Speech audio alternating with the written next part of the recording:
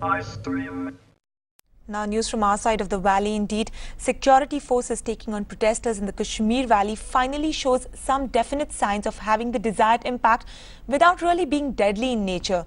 Idris Lone tells us about the non-lethal weapons being used to take on the problem. The government took the decision of using non-lethal weapon to deal with the stone-pelting mob into the security forces' armory only after 64 deaths and 3 months of unrest.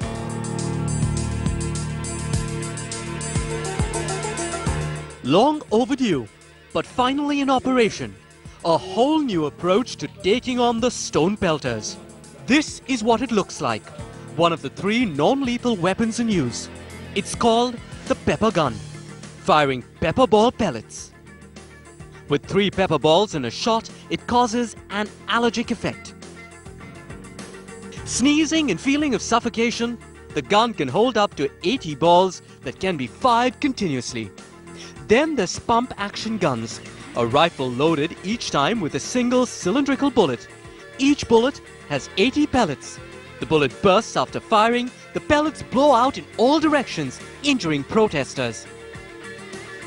Then there's the taser gun, an electric shock weapon that uses electrical current to disrupt voluntary muscle control.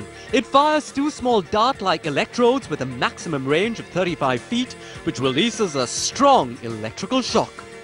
Yeah, CRPF has been using non-lethal weapons since long. We are using here also, we are using this tear smoke cells, we are using rubber bullets, we are using this plastic pellets. Now we have introduced pump-action shotgun. The pellets are being fired from this gun, and it has been proved effective also. 2 weeks into their use, the drop in the number of protester casualties is visible. But whether they'll be able to stop the violence altogether is quite another story.